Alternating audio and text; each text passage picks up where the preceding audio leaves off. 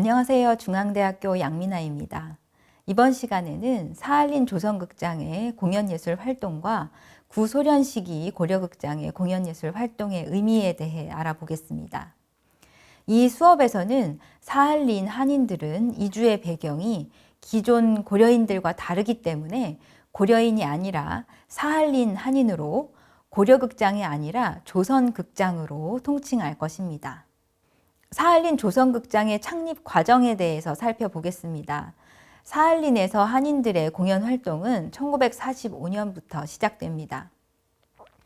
1945년 12월 25일 조선악단이 1947년 3월 1일에 조선극단이 창립되어 활동했습니다. 주립극장으로 사할린 조선극장의 설립은 1948년에 결정되었는데요. 그 학자들마다 구체적인 이 창립 날짜에 대해서는 차이를 보입니다. 배은경 선생님은 러시아 국립문학예술보관소 자료에 근거하여서 1948년 8월 31일 러시아 소비에트 사회주의 연방공화국 강요회의에서 그 설립이 결정되었고 1948년 11월 29일에 설립되었다고 주장합니다. 그러나 김병학 관장님은 사할린 국립아카이브 자료에 근거하여서 사할린 주정부가 5월에 조선극장 설립을 결정했고 같은 해 8월 27일에 사할린 조선극장의 출범을 명령했다고 주장하고 있습니다. 따라서 구체적인 사할린 조선극장 설립 일자에 대해서는 다른 추가적인 자료를 통한 검토가 필요하지만 모든 자료에서 보여주듯이 1948년 하반기에 조선극장이 설립된 것만은 확실합니다. 사할린 한인들은 일제강점기에 일본에 의한 강제징용으로 사할린에 이주하게 되었습니다. 사할린 한인들이 고려인들과 다른 이주의 배경이 있는 것처럼 사할린 조선극장도 여타 고려극장과는 다른 창립 배경이 있습니다. 특기할 만한 것은 사할린 조선극장의 창립에 북한 국적의 아마추어 예술인들이 동참했다는 것입니다. 이는 사할린 조선극장에 북한 예술이 적극 유입되는 데 중요한 배경으로 작용합니다. 극장의 창립 초기에 전문 배우의 부재로 고전을 하자 소련 공산당 중앙위원회는 1951년 9월 김혜원과 송따찌아나를 비롯하여 김그리고리, 유가이 니콜라이 등 타슈켄트 고려극장 소속이었던 배우와 감독 11명을 사할린 조선극장으로 파견합니다. 사할린으로 이동하게 된 이유가 극장 내 분열로 인한 자발적 이주인지 아니면 당의 지시에 따른 이주인지에 대해서는 사실 확인이 필요합니다. 사할린 조선극장으로 북한 예술의 유입 과정에 대해서 살펴보겠습니다. 사할린 조선극장에는 창단부터 북한의 영향이 작용했기에 그 작품들에서도 북한 예술의 영향을 많이 받았습니다. 1953년 9월 18일 소련 강요회의의 결정으로 1954년 16명의 배우가 북한으로 돌아가게 되자 극단에는 9명의 배우만 남게 되었습니다. 수도에서 유명한 배우와 감독 등이 극단에 파견되었지만 열악한 환경에 적응하지 못하고 이내 떠났습니다. 당시 조선극장에서는 열악한 상황을 타개하기 위해서 전통 공연을 무대에 올려야 하는 대내외적인 필요성이 대두되었는데요. 외부적으로는 전통 공연을 보고자 하는 사할린 관객의 요구들이 있었고 극단 내부에서는 높은 임금을 지급받기 위해서는 전문 공연팀인 조선민족극단으로 탈바꿈해야 한다는 의견이 지배적이었습니다. 그러나 고려인들은 소련에서 나고 자라 조선의 민족예술에 대한 경험이 부족해 단원들을 중국이나 북한으로 유학을 보내거나 북한과의 교류를 통해 한민족 전통예술의 전수가 필요한 상황이었습니다. 반대로 북한은 광복 이후 사회주의 국가로서 기틀을 다지기 위해 소련의 적극적인 원조가 불가피했고 소련 및 주변 국가들과의 관계를 돈독히 하기 위해 예술을 통한 적극적인 재외동포 정책을 펼쳤습니다. 북한의 예술 외교 영향으로 중국의 연변의 연변가무단, 1955년 6월 일본 도쿄의 금강산 가극단이 창단되었습니다. 1956년 대외문화연락위원회를 설립하고 1963년 해외 동포를 공민으로 인정하는 국적법을 공포하였습니다. 또한 북한예술단과 관련 전문가들을 전 세계로 파견해 현지 지도와 교류를 통해 북한의 문화예술을 전파했습니다.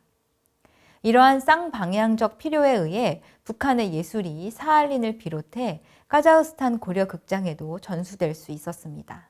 이 시기에 카자흐스탄 고려극장에 전수된 작품들은 최승희가 안무한 장건무, 샘물터에서, 부채춤, 북춤, 목동과 처녀입니다. 사할린에서도 이러한 경로로 북한춤이 전수된 것으로 유추하고 있습니다. 사할린 조선극장에서는 고려인, 소련, 북한 작가들의 희곡이 무대화되었습니다. 대표적으로는 홍범도, 태장춘 작품, 파괴, 라브레뇨프, 항쟁의 노래, 림화, 연극 조선의 노래, 바루센코, 승냥이, 서만일, 6.25 작품 등이 있습니다.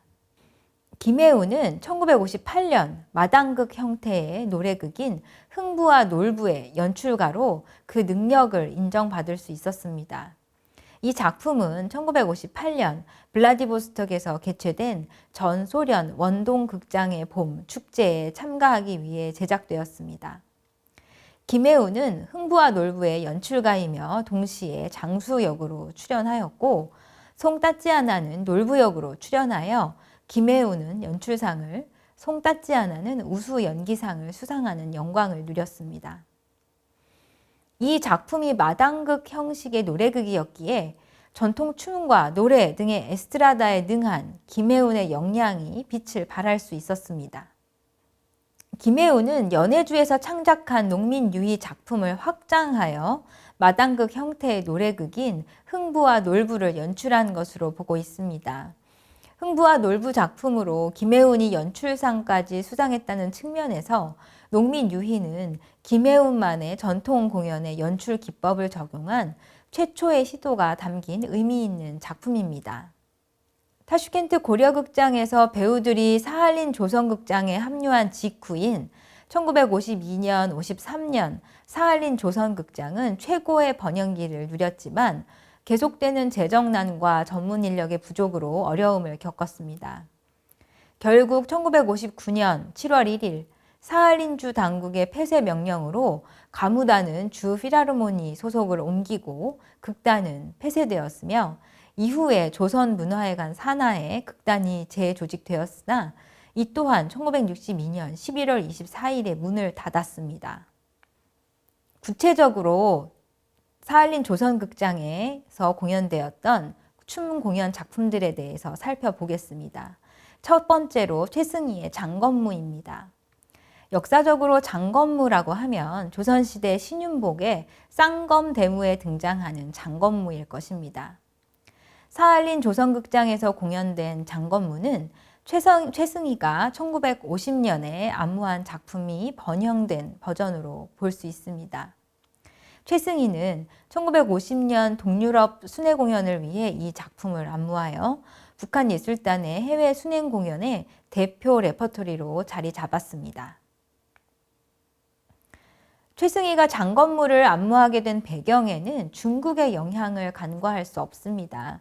1920, 30년대 몇 차례 중국 공연을 다녀간 적이 있고요.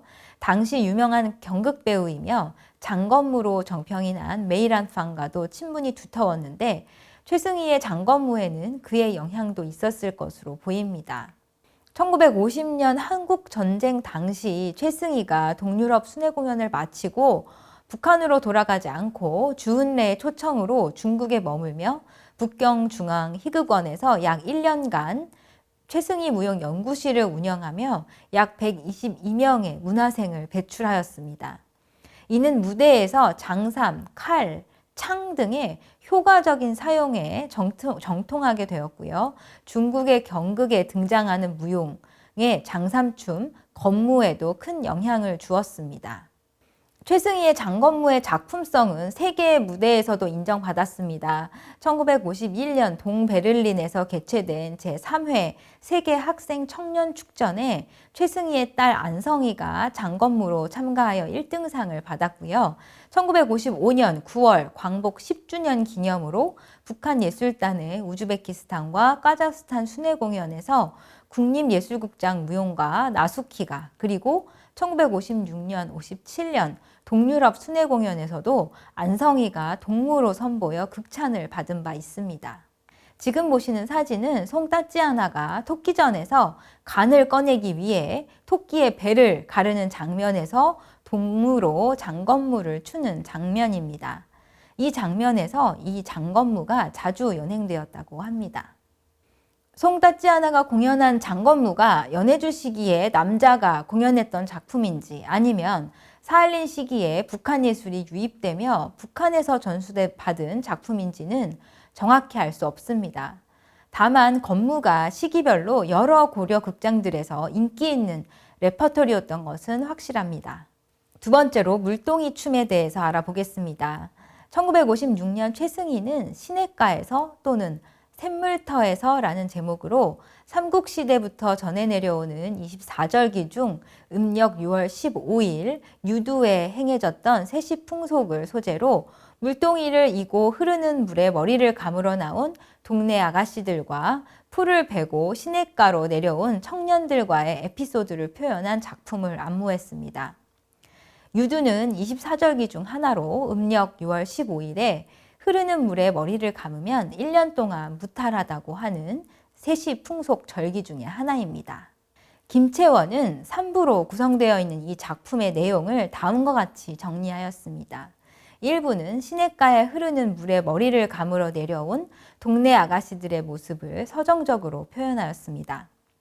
2부는 일하는 청년들의 모습을 향토적 세체가 짙은 춤으로 묘사하였습니다. 마지막 3부에서는 동네 청춘 남녀 사이에 벌어지는 갈등과 화해의 과정을 극적 구조와 희극적 연출 기법을 사용하여 유쾌하게 표현했습니다.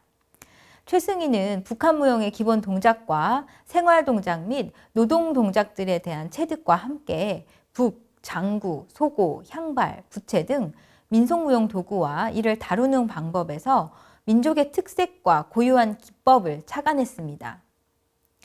이와 더불어 한민족의 생활상과 긍정적이고 근면한 품성을 표현하기 위해 키, 물동이 등의 다양한 생활 소품들도 작품에 적극 활용하였습니다.